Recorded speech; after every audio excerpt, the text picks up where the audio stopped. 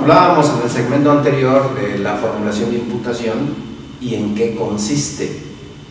Este diagrama que hemos elaborado de manera muy sencilla trata de ilustrar pues lo que hemos estado hablando. Si la formulación de imputación se lleva a cabo con las formalidades que marca la ley, se ha cumplido un papel importante de la Fiscalía, que es enterarle al imputado del motivo por el cual fue citado, y desde luego que hay una investigación en su contra. Acto seguido, si el imputado ha decidido no declarar en relación a esos cargos que hasta ese momento ha hecho públicos el Ministerio Público en contradicción, pudiera abstenerse de declarar, lo que conlleva a que el juez le diga entonces al Ministerio Público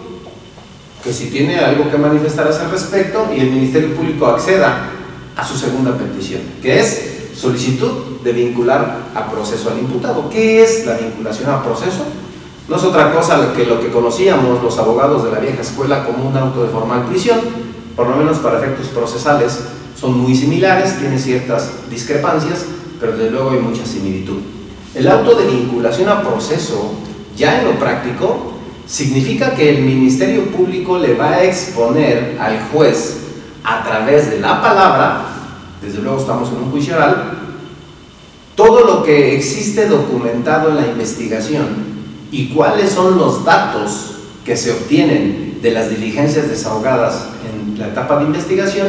que van a llevar al Ministerio Público a pedirle al juez que procese al imputado.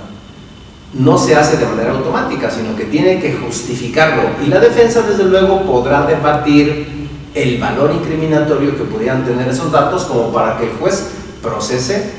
precisamente a su representado. ¿Qué dice ese respecto a la propia Constitución? En el artículo 19 constitucional se establece que solo un juez de control puede vincular a proceso al imputado cuando se reúnan una serie de circunstancias.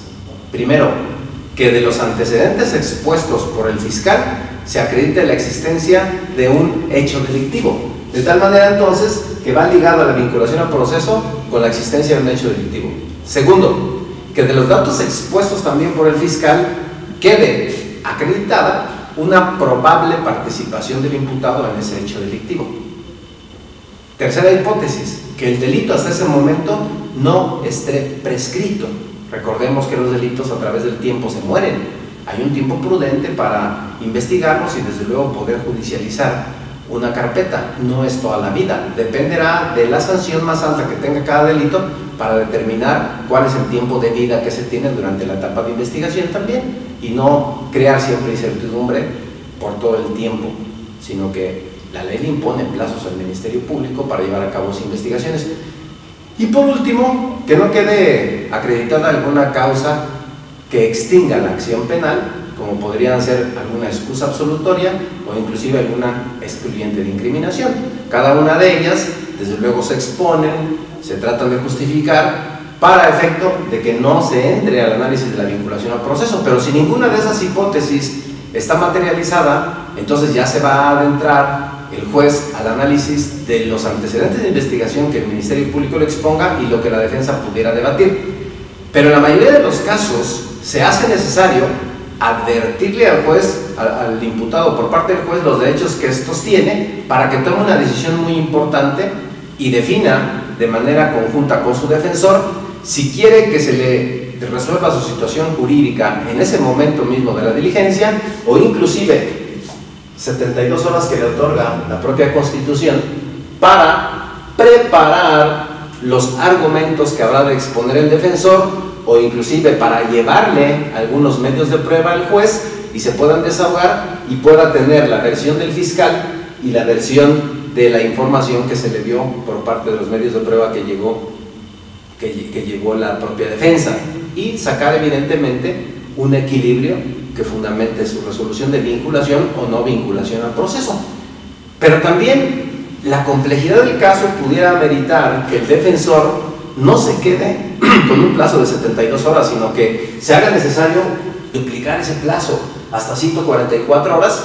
porque ameritaría mayor disposición temporal para preparar aquellos datos de prueba que va a llevarle ante el juez, desde luego cuando la investigación es compleja o cuando no es muy fácil acceder a medios de prueba.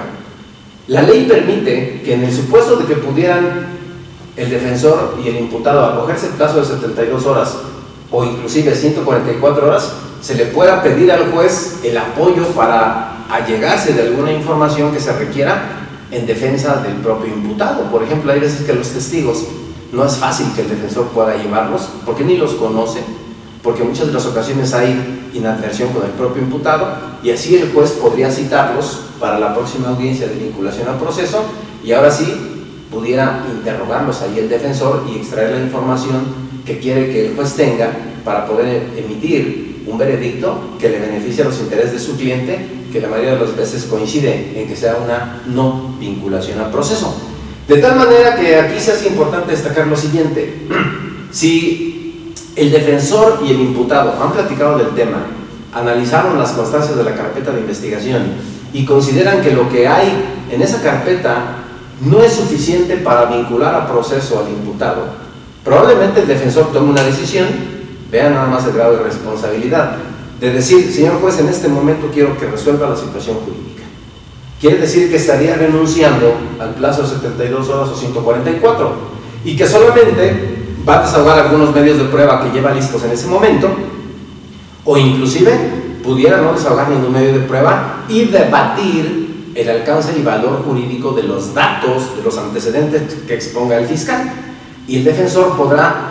advertir por qué debe negarse el valor incriminatorio a ese tipo de información y convencer al juez de que tiene que ser una vinculación a proceso, porque probablemente en esas diligencias que contiene la información se violaron derechos fundamentales del imputado o no se acogieron las diligencias a lo que marca la propia ley procesal. Son argumentos válidos que pudieran en un momento determinado lograr que la defensa del imputado tenga éxito. Pero si no fuera así, ¿qué va a ocurrir? Entonces hay que llevarle los elementos al juez para que el juez tenga el soporte. Vamos a la primera hipótesis. Una vinculación al proceso en el mismo momento. La vinculación al proceso en un momento, ¿qué implicaría? Implicaría que ahí el Ministerio Público haga la exposición de los antecedentes y el defensor le debata. Si el defensor le debate, en ese momento el juez va a poder resolver: ¿lo vincula al proceso o no? ¿Lo vincula al proceso o no? Muchas de las veces, si no se vincula al proceso, hay que ver cuáles son los motivos para poder advertir si el Ministerio Público queda con un derecho futuro para poder solicitar de nueva cuenta una nueva formulación de imputación y desde luego una petición de vinculación al proceso. Pero ¿qué ocurre cuando no es así? Cuando a final de cuentas pide un plazo de 72 horas o su duplicidad. Ahí se pone mucho más interesante lo que vamos a ver en el próximo segmento.